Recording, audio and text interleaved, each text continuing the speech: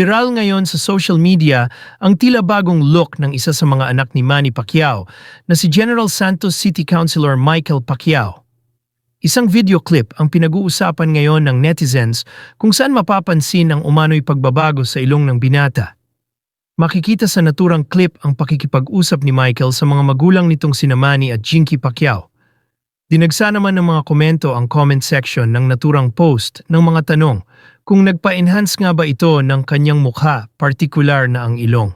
Wow, si Michael ba yan nag-iba ang mukha or nagpatangos ng ilong? Saad ng isang netizen.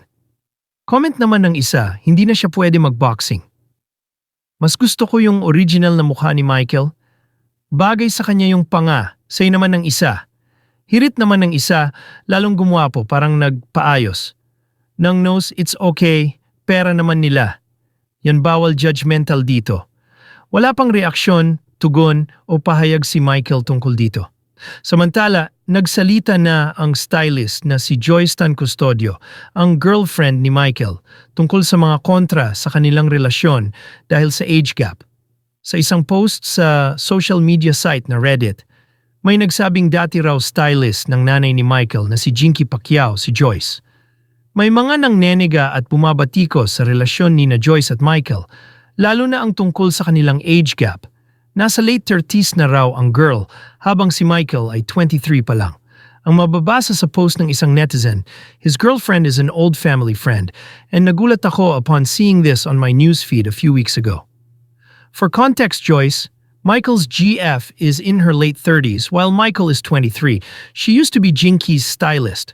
Buti okay lang kay Jinky despite the 15-year age gap.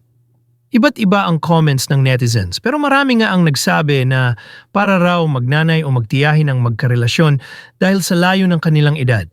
May nagsabi rin na hindi raw happy si Jinky sa relasyon ni Michael at Joyce dahil tila tinarget daw ng dati niyang stylist ang anak nila ni Manny Pacquiao noong bata.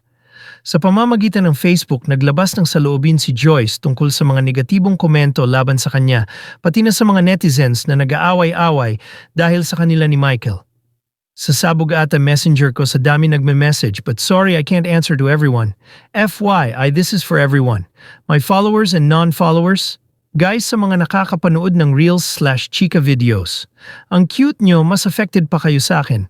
Sa nababasa nyo na minsan halos maling information na nalabas sa news, ang simulang pahayag ni Joyce. Pinayuhan pa niya ang mga netizens na kumampi sa kanya na huwag nang patulan ang mga nambabasag sa relasyon niya sa anak ni Manny at Jinky. Relax lang, wag po makipag-away sa mga ka-comment nyo. Don't put any hate in your heart whatever you read or hear because of me. Life goes on and dead man na hindi naman nila ako kilala personally. Happy New Year again! Mensahe pa ni Joyce. Pahabol pa niya, PS, don't worry, sanay na kami. Magpayaman na lang kayo kaysa mag-away, away kayo sa comment section. And remember, God can hear everything. He will judge each and every one of us at the end of our lives.